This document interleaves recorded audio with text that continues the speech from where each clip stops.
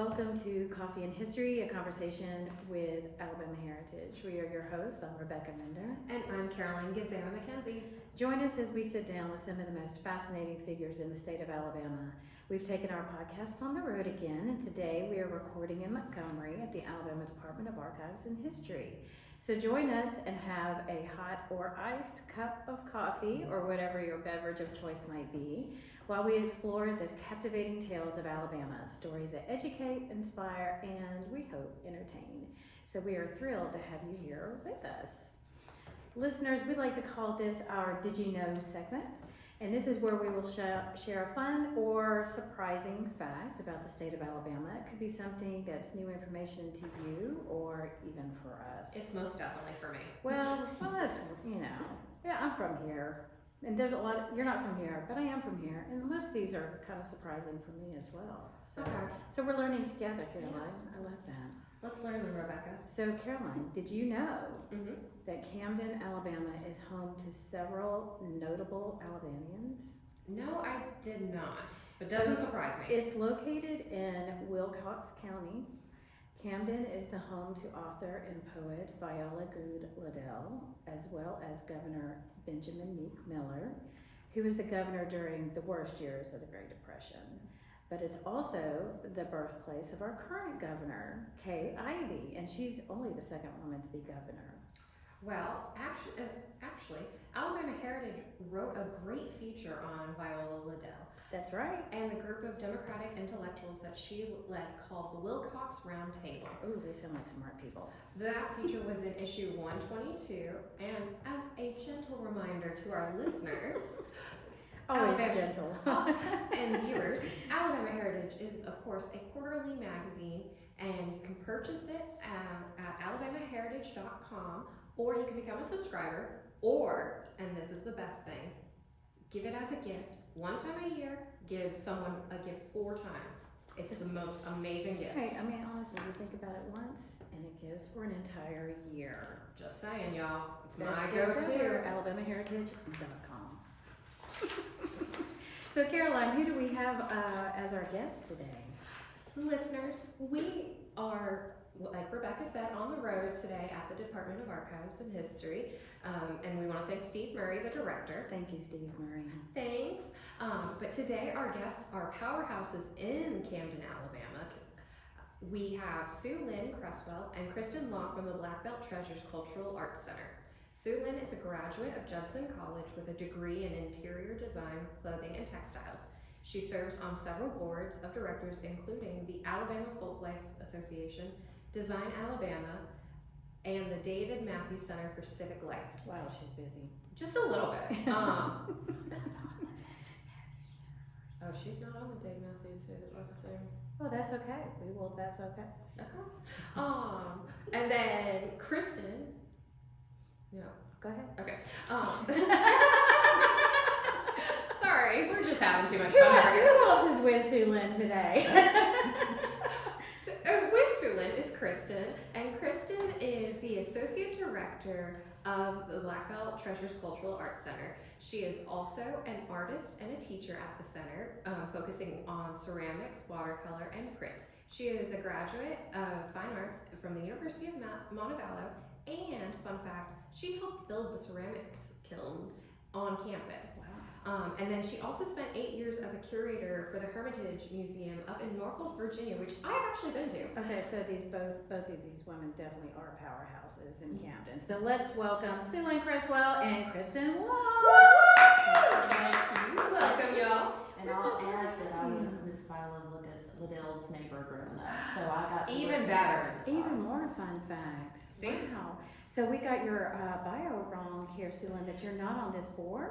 I'm not on the David Matthews Maybe Center's you- board, but maybe I you should be. spoke at one of their events last year. Well, So- maybe they should get you on the board. I know their new executive director, Scotty Kirkland, so maybe that's something we can work out. And I mean, it's somebody's not on the like- podcast. I mean, it's not like you're busy. I mean, obviously, you have nothing else better to do. So we'll just talk to them about adding you. How Well, about I that? think they do great work. They really do. Yep. So SuLyn, you have been with Black Belt Treasures since its opening in 2005, which That's means correct. you're also about to celebrate your 20th anniversary, or you already have. Tell us a little bit about the Cultural Arts Center and how it was started and how it serves Camden and surrounding areas. Well, it was started actually in the conception process in 2004. And it all came about as a result of a tourism survey that was being done across Alabama Tombigbee Regional Commission's service counties, which is 10 different counties. But that was during that period of time when Governor Bob Riley had the Black Belt Commission. Mm-hmm. And so the decision was made to not only include those 10 counties, but the remaining counties of the Black Belt. And it was a partnership initiative with Alaton RC&D and the University of Alabama Center for Economic Development. So it was a big partnership. Right, right. But primarily the skin in the game, so to speak, Right. was with Alabama Tombigbee. They purchased a building which was about to be vacant in the downtown area because it had been a car dealership, and that organization had built a new dealership on a bypass. Very typical of Right. small towns across Move Alabama. into the outskirts. Right. Yeah. So they purchased the building with the idea, let's put Black Belt Treasures there. And let's find ways to bring people off of the interstate and into the Black Belt counties to focus on tourism and cultural heritage. But in the course of looking for those sites, they kept finding very talented people. Right. And so that's where the idea of promoting the arts as a means of economic development came about. The first director was Delia Brand, who stayed for about 2 years, and then she moved into a role at Alabama Tombigbee Regional Commission because her background was in healthcare, and she had been a manager of a nursing home. So her strengths were Were well elsewhere. suited there. Yeah, that's And understandable. my background had been with retail experience, college administration, and I'd also had a small business while living in Camden. So it has been a perfect job for me. Yeah, you were the perfect fit for that position. Did you ever imagine that you would be there for 20 years, that you'd be celebrating this anniversary? No, I didn't. As a matter of fact, I remember saying when we celebrated our 10th, there is no way I'm doing this again. Because it's such a huge undertaking. Right. Anytime you're doing any type of celebration or anniversary, it's a lot of work. I Right. understand that completely. And lo and behold, here I still am, and we're working our way, as of this recording date, we're working our way toward our anniversary date. By the time this is actually aired, we will have experienced a wonderful event Right. with some wonderful musicians from across the Black Belt region and artists and craftsmen there that we will have recognized. And we calculated earlier, for about 10 years we've said that we had about 75 artists on our first day, and I realized counting coming up here that we really had close to 100. Wow. So, Incredible. but since then have worked with more than 600, Wow. and just continue to add artists every And week. these artists come from all over the state or They the come region? from 19 different counties. Okay. Wow. From Macon and Bullock counties to the east, up to Pickens County, then down to Washington County, Okay. and everything in between. So strictly the black Strictly belt. the black belt. That's beautiful. I love that. Yeah. So, out of the past 20 years, what are a few of the highlights that have made you both proud? Well, certainly for small nonprofits, making these milestone moments of 5 years, then 10 Right. years, now 20 years, are really important.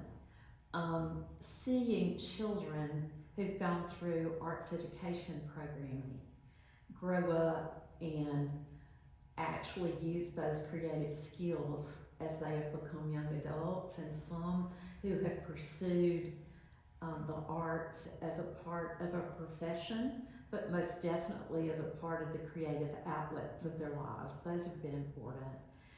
But for me, sometimes it's those conversations that I've had over the years with individual artists, where that check that we've handed them or sent them in the mail has made a difference for them economically. Right. But also from a perspective of just self-esteem. Right, it's that recognition Right. that, I mean, because we work with a lot of artists in Tuscaloosa that exhibit at Kentuck Festival every October, and we've had a few that we host in our home, so they have a place to stay. And they're so adorable because they come from all different walks of life, and you just never know who you're going to be hosting. But it's really cute to see them when they are so excited that someone came by and bought almost my entire tent. Right. And I might have to shut down early. And I was like, well, that's a good problem to have. Then you can go home. But then they have to start, creating more Right. art to do that. So I can understand how that would be And we've really had special. artists as young as 12 Oh, to an older gentleman that was in his 90s. oh my I think he was goodness. 97 when he passed away. Wow. Yeah. So Kristen, it's what was just your favorite? Span the Well, ages. I was going to say, when I started at Black Belt Treasures in 2009. 2009, yes, we both had the same start date, but of different years, so April 1st, 2009. And we were just getting ready for our 5th anniversary, and so I was still meeting a lot of the artists, but that stands out in my mind, recognizing those top 10 sellers from the first 5 years and seeing the joy on their faces as they accepted their awards, and realizing that their art was making a difference, and we were getting pictures from people of their art in their homes or at their offices or things like that. That was great. Our 10-year anniversary was just like the other day, so it doesn't seem like that long ago, but that was a wonderful event to be able to recognize artists and craftsmen and those who had contributed, our top contributors, the stories that made a difference, the slideshow showing people throughout the years, and we're working on adding to that for our 20th. But you mentioned Kentuck, and then we also go to Auburn University's Pebble Hill every year. And to see the number of people that come every year to see the demonstrating artists that we take with us and to hear their stories and collect their items. We have children who come back every year to get a new doll from Betty Anderson, her Right. pipe cleaner dolls. And to see them as rock stars to people who come and collect their work, and to see them light up as people are like, oh, it's Miss Betty, it's Miss Betty. And give her a hug and collect a new doll to put on their shelf. Or Andrew McCall's baskets, people that will send us images of, they used them at their daughter's wedding and had the flower arrangements in the wisteria vine baskets, and just the joy that it brought them and other people. It's not just a basket, it's a story, it's a part of Alabama history that is living history, creative history, and they're not just adding to the economy, but they're adding to the stories and helping to continue those traditions in their homes and in the stories and through the people they pass them down to. Yeah, that is fantastic. One of the things that I remember about going to Black Belt, this was years ago, and SuLyn, you might have to help me jog my memory on the year, but we actually drove down from Tuscaloosa for an author event for Maria Ginton's book, This Bright Light of Ours, and that was really a great opportunity to see lots of people. It was very powerful, people from all over the community that came for that particular event, and I just enjoyed that so much. And I didn't know if you guys still have author events or if there's ever an opportunity, because I know you do focus on the arts but as part of the Cultural Arts Center, do you still have author events? We do. We have not done as many in the more recent years, but we do. We look forward to those because that's just another aspect of not only the history that we're living out or Right. have lived out, but it also is that creativity of the written word. Right. And so one that comes to mind that's not too in the too distant past was Jody Kane, who wrote The Woods at Barlow Bend. And I know she's being featured right now at the Monroe Courthouse Museum. Nice. Oh, fun. So that's great. That's an example of one It's been republished with a new cover. Yes. Excellent. Yeah. So- So yes, we do those. So I know you do a lot of different events. So what are some of the other types of events that you hold besides, obviously the author events we were talking about? Because like Kristen, I know you work with classes, summer classes. What are those types of events that they have, and how do people get involved in those? Okay. Well, I was gonna say, just continuing on the literature, one program we had and we hope to continue again is the Pride of Place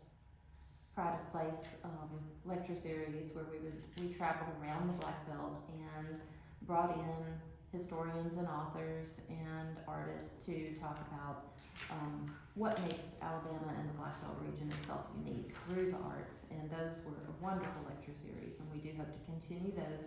We do have some that will be starting back in 2026 as a part of our year of programming around our 20th anniversary. So we'll be announcing those on our website. Excellent. And what is that Yeah, website? what is your Our website? website is blackbelttreasures.com. Excellent. And then our arts education, we have a teaching artist program. We also have arts education for those that are hobbyists, to those who are professional artists, to as young as 2 or 3 who may come to a mommy and me type class. We don't have as many of those as we would like to. Right. Those are fun activities. We do have after school art classes to summer camps. We do in-school programs. We're working very closely with Perry County Schools right now, and have some artists that are going into both Marion schools and R.C. Hatch in Uniontown. We do a lot of programs we've been in, I think it's 10 of the 19 counties in the school systems, and we're always willing to grow and go further.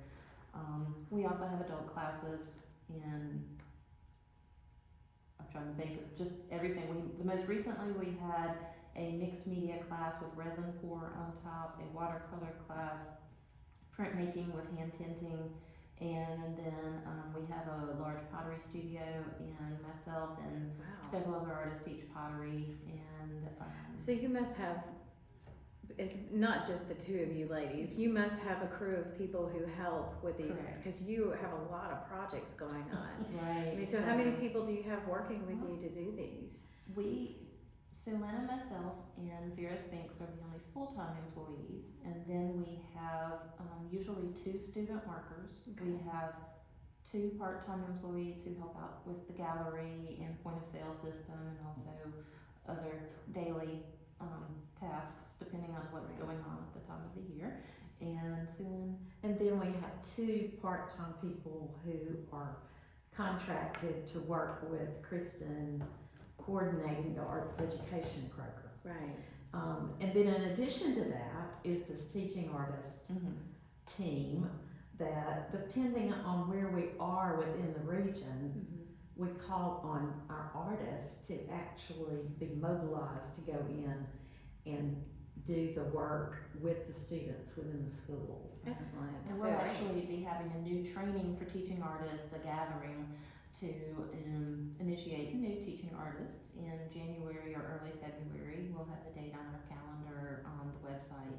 So we are looking for teaching artists from all across the Black Belt region that would like to be able to go into the schools, go into community centers, go into the places in the Black Belt, events like Kentuck or other programs where they can demonstrate, they can teach a class, they can teach in the schools, both integrating with the curriculum or art for art's sake, either one. Well, let me ask ask you this, does it have to be an artist from the black belt, or it could be somebody who comes to the black belt and to help teach, or would you prefer someone to be from that area? Well, with the teaching artist program, we would prefer that they live in or have ties to the black belt. They do not have to. Right. Unlike our gallery where the artists must live in Right. the property in the black belt. Exactly. The teachers for our adult programs or youth programs at the center or at community centers, they can be from anywhere. Anywhere. We Excellent. generally try to use artists from the black belt because once again, that's a way of supporting the economy Right. for individuals within our counties. Right. A lot of times people just think arts education is just the fluff. Right. But It's if far we're from that. using, that's right, if we're actually contracting with a teaching artist from Macon County or Pickens County, then we've made a difference because we've paid them to do that work Right. within those schools. And part of what we do in every class, what we try to explain to a lot of the schools is that the teaching artists are helping to create a pride of place for the students so that they're Right. learning about the cultural history, where they're from, feeling that sense of pride of the history and the heritage and the culture from where they live. Because we're all told the negative and how poor we are and how bad of a place the black belt is, but we try to really highlight the wonderful stories, the people, the culture, the history, and bring a pride to it so that they can see, you know, I really am from a really wonderfully. It can be much Cultural more rich. engaging for students as well if Exactly. it's people from their own community, because it could be Exactly. people that they actually know. It's like, oh, well, that's my auntie, or that's my cousin, or I know this guy because he also works down the street from my mom or dad. So I think it's really important, and I understand that mission, and you guys are really fulfilling that very well. Proud of you. Small story, but we actually had that happen in Birmingham. Betty Anderson and I went to Pelham Oaks Elementary, and after the program, we had seen about 400 kids. 2 little boys came up and said, "My mama said to tell you that you're my great aunt." So you never know. You just never know. Exactly. Well, we're all related, but I mean, I think that's very cool. And so that way they can actually see them and go, well, I'm related to that person, or I know that person, and so I can do the same thing. And it just, sparks an interest and it's more engaging. So that's fantastic. And that is a point that I'd like to make. She mentioned that they were at Pelham. They've been to Tuscaloosa, Right. to Auburn. We'll take our story anywhere. As a matter of fact, I was supposed to leave on Saturday going to Napa, California, Oh. because Betty Anderson and her granddaughter are going out there, but I had to back out of that trip because of all we had going on right But I'm now. glad you did, because then you could be with us today. That's right. And we do some online classes as well. We did an online quilting workshop with my aunt is a librarian in downtown Atlanta. And so they did a workshop over a couple months with the kids there, and they produced a quilt and sent us pictures and got feedback. And we've taught Mary Margaret Petway and G Spin, and I taught a workshop to Etsy employees when they were doing a program with them. And we had students from all over the globe that were working with Etsy and took this workshop. So That's Wow, amazing. that's incredible. Really and truly incredible to be it was fun. global, basically. Now, Kristen, you previously I introduced you, of course. You worked at the Hermitage Museum, Yes. but you have a vested interest in Alabama. What brought you back to Alabama from Virginia? Right. Well, I did love Virginia and love the history, love the culture, and definitely loved the museum that I was working at. It was wonderful. But I grew up here and living and going to school in Wilcox County. I never imagined, though, that I would ever come back and have a job in the arts. The only artist I knew was my mother, and she taught me art. We didn't have art in the schools.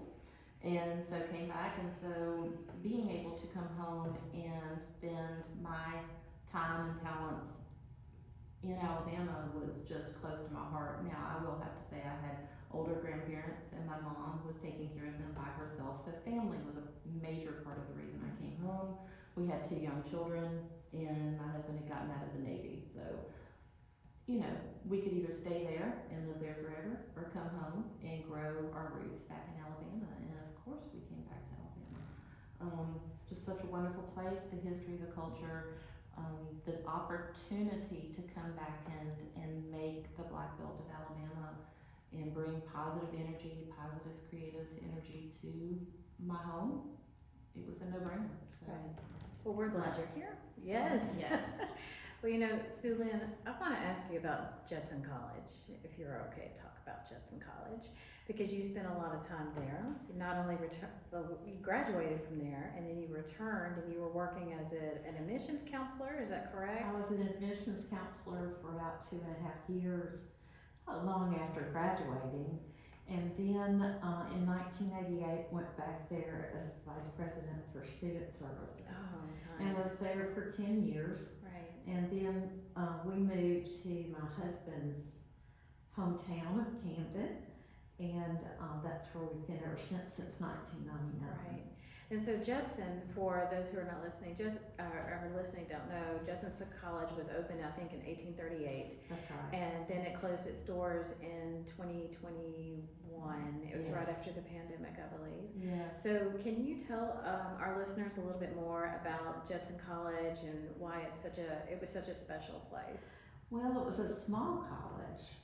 Never really had the goal of being a large college. It was the only remaining women's college in the state of Alabama. And it was a liberal arts school, and a sisterhood was formed there. Beautiful architecture, located in Marion, and Marion has not recovered from that closure, as have many of the Judson alumni.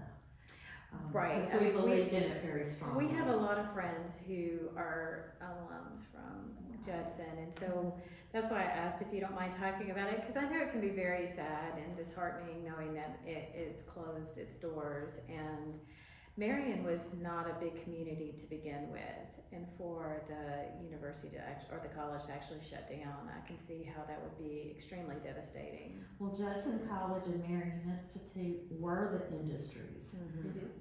Fortunately, Marion Institute is still there Right. and is thriving, and so that's been a real plus Yeah. for Marion. The college is available for sale Oh at my this goodness.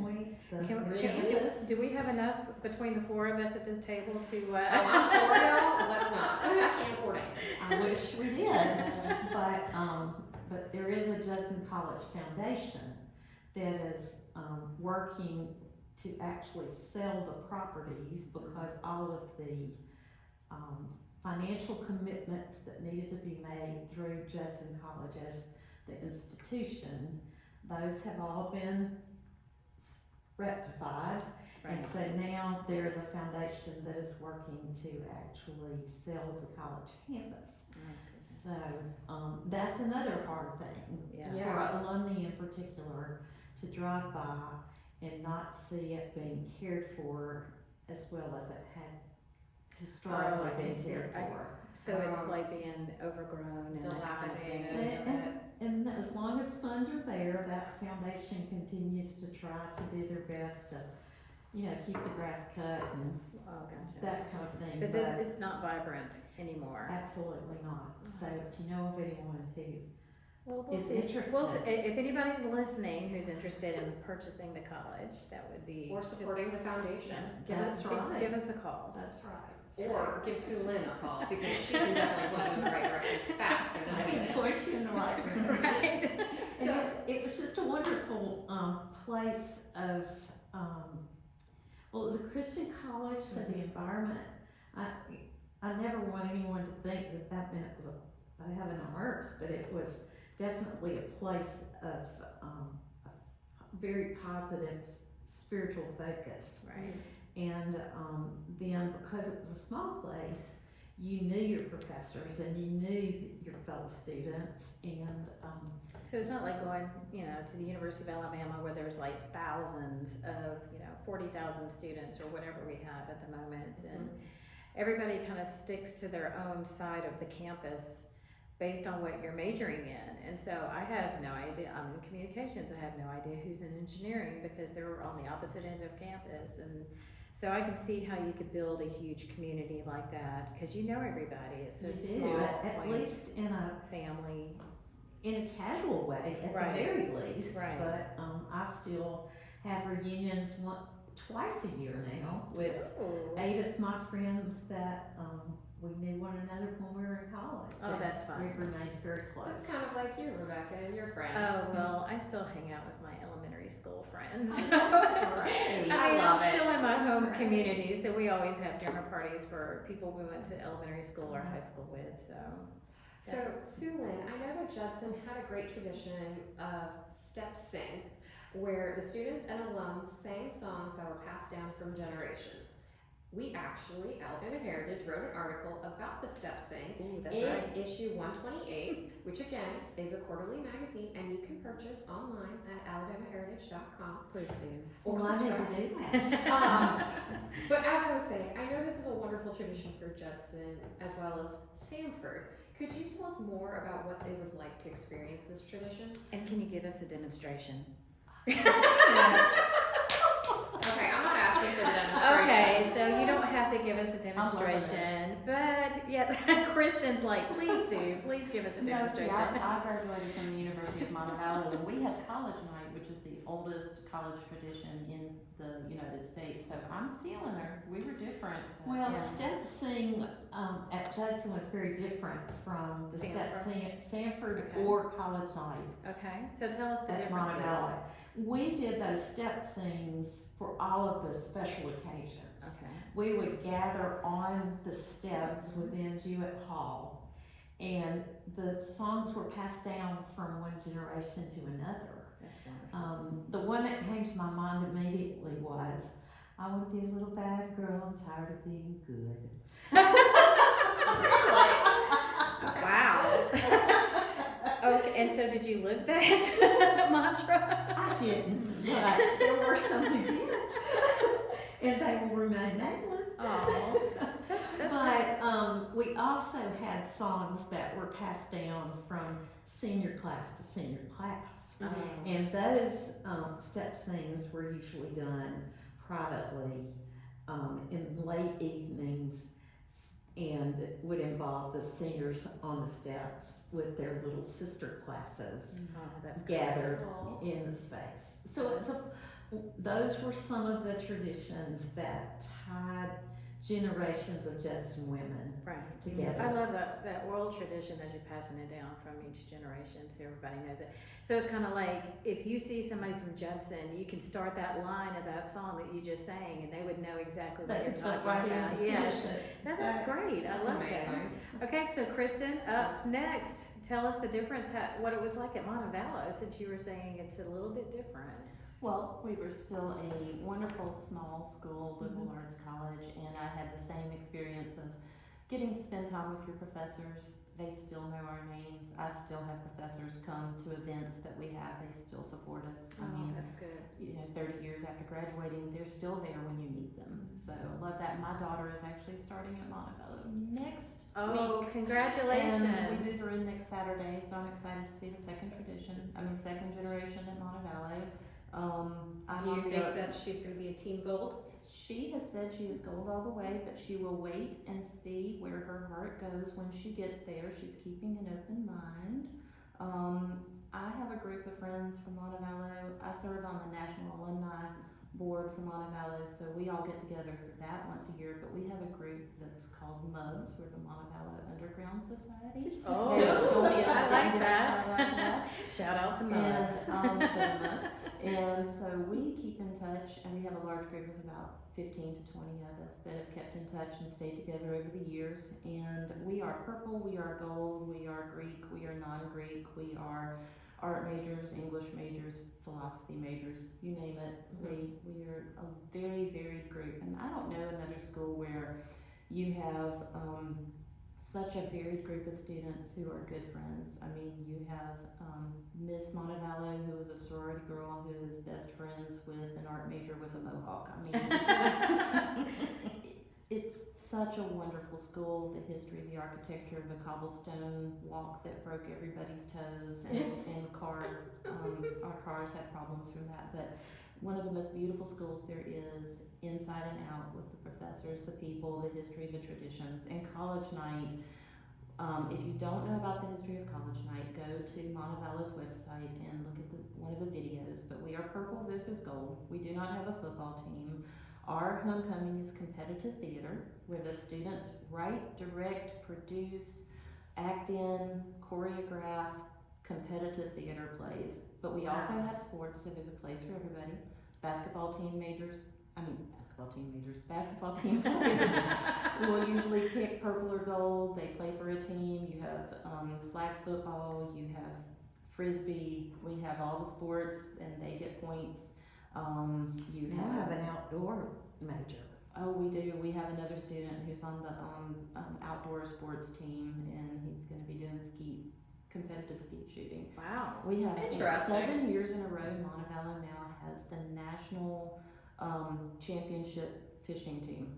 Whoa. Yep. I know. It's I've heard of insane. that. We have a really great new wrestling team and tumbling, competitive tumbling team. We have a new nursing program, and Montevallo's really growing. They really are. Really growing. I know there's been a little bit of negative news lately financially, but it's because of just infrastructure issues that have taken place over the past few years, and they all had to be done at once. Right. And so there's a plan in place, and they are growing it back Well, as we speak. Montevallo's, like you said, it is pretty small, and Mhm. I took some grad school classes there when I was becoming a school teacher. I Mhm. took some classes there, and it's just a beautiful campus, and everybody was so sweet to work with, and but it is really nice. And so yeah, you both come from some great campuses in the Yes. state of Alabama. So our education system, when it comes to K through 12,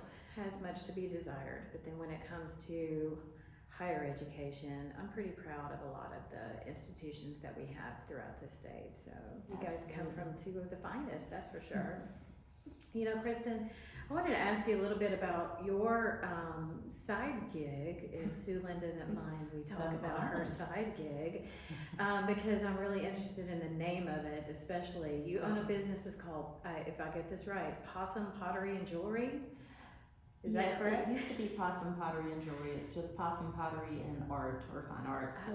So what kind of art do you do? Because I just love the name Possum to begin with. Do you That's- like possums or something like? I love possums, but it goes a little deeper. I actually grew up right outside of Camden in the metropolis of Possum Bend, Alabama, Oh. where we actually have more armadillos than possums. But it got its name because a ship captain got off of his boat, went across the bend of the river, and he saw so many possums, he just would call it Possum Bend, and so it got the name. And fun fact of the day, that's how Possum Bend got its name. Exactly. Excellent. I love that. And so that's where the name came from. But I have a degree in ceramics and a minor in photography, but I'm an ADHD artist. I do a little bit of everything. I think those are usually the best. Yeah, but I do a lot of ceramics, a lot of photography, a lot of printmaking, a lot of watercolor, and whatever I'm in the mood to do at the moment. Do you have one that is your favorite out of all of those?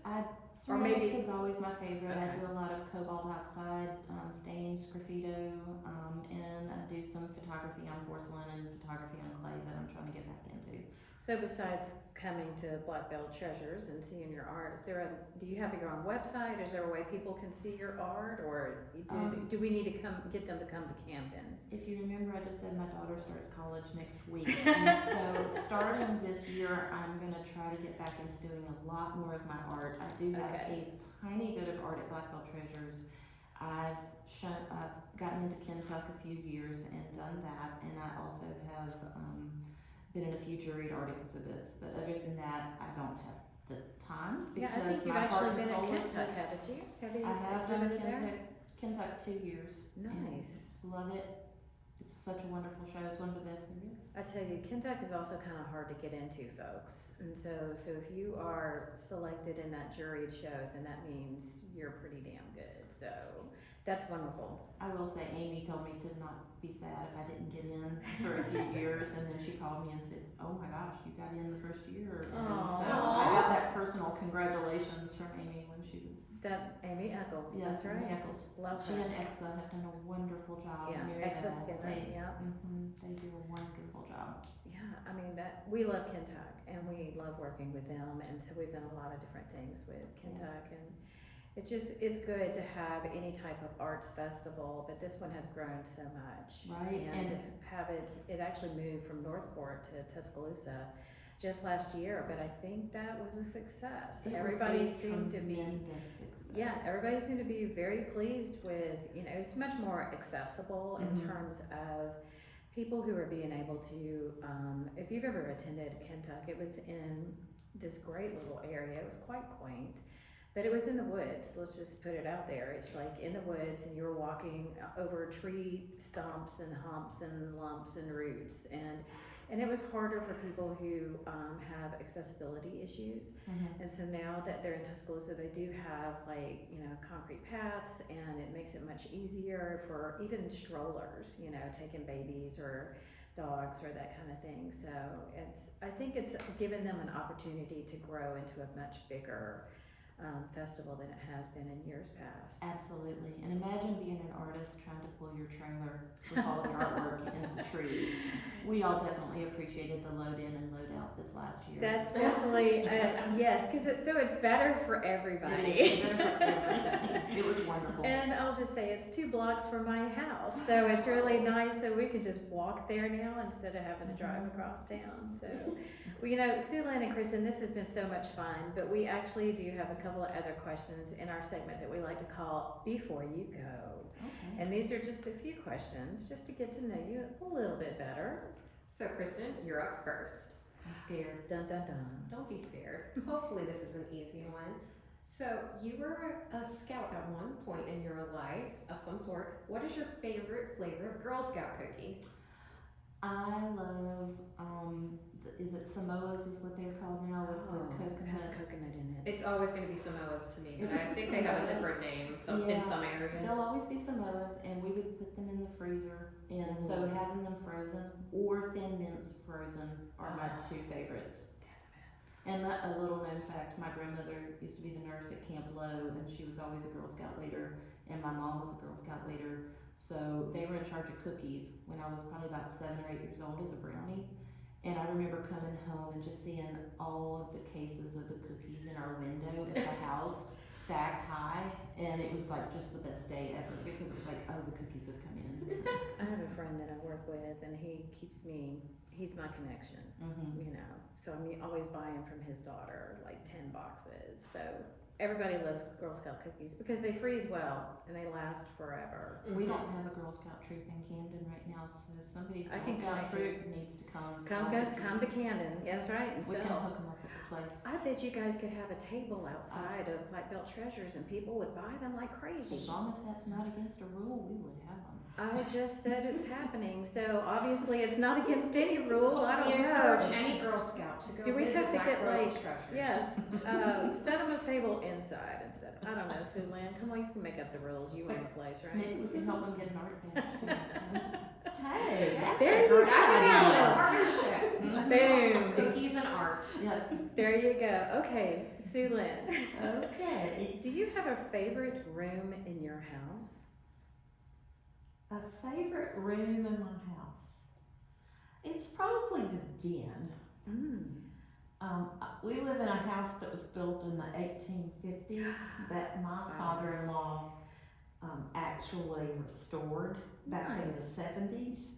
And that particular room, he is paneled with boards that came from an old tenant house Oh, wow. on some other property. That he was one of those folks that managed to recycle a lot.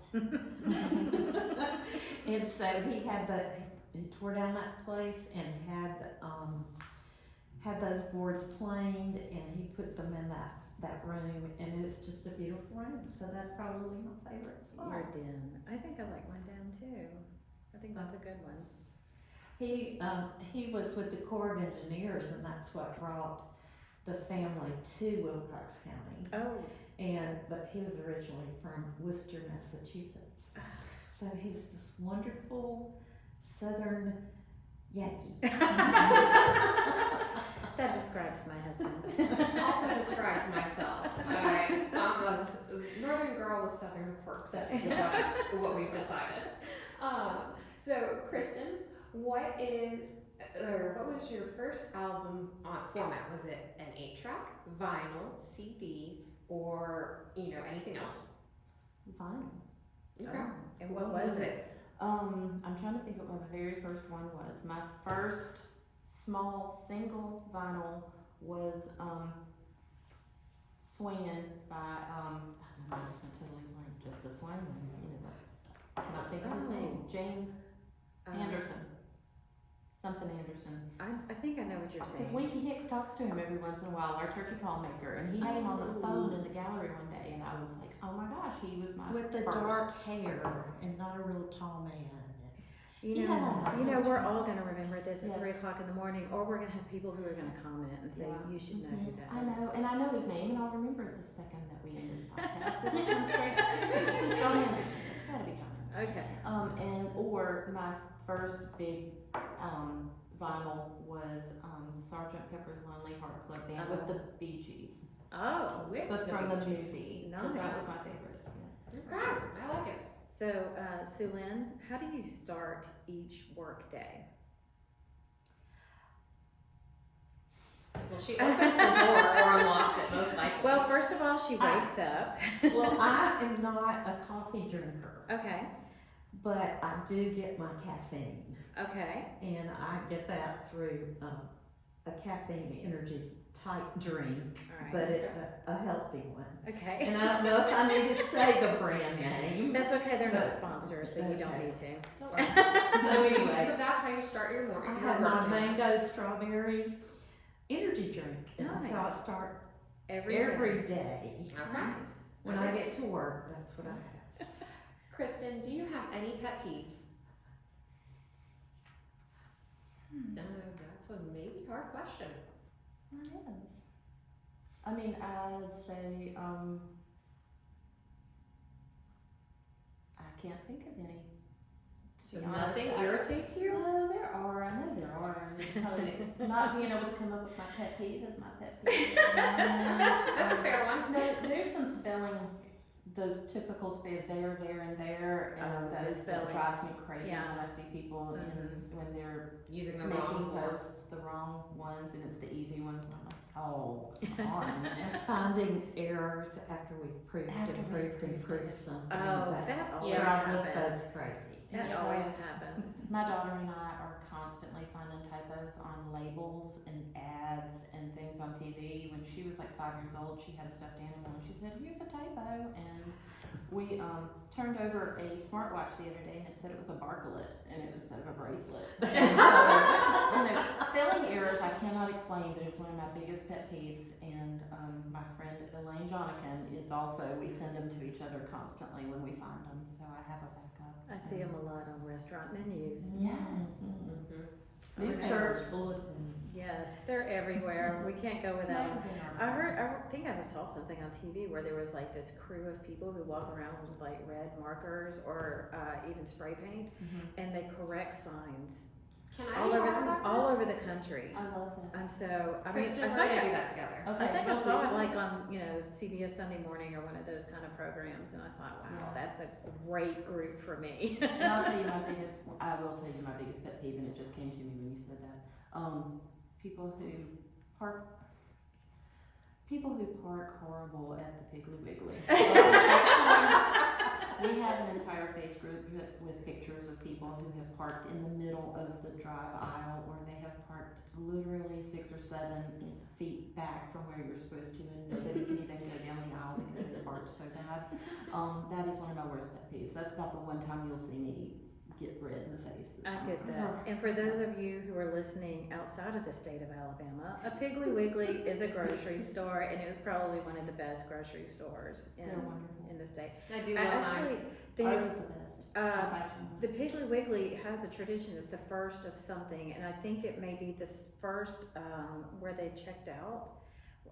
There's something about Piggly Wiggly where they were first. See, now I'm not going to remember what it was. Everybody look it up and then comment and tell us what Piggly Wiggly was the first for doing. But they do have something spectacular about that.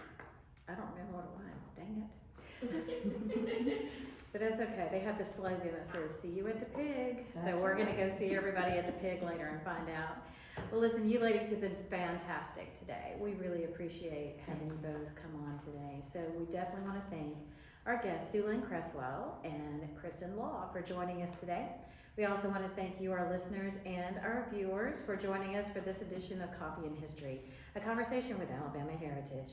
We'd like to thank the Alabama Department of Archives and History, and especially its director, Steve Murray, Thanks, Steve. Yes, for allowing us to host our podcast here in this beautiful facility. You can find our podcast on our website at alabamaheritage.com or wherever you listen to your podcast, and you can also see our videos on our YouTube channel. So next time we'll see you, but for now, I think I need more coffee. Bye, everybody. Bye. Bye-bye.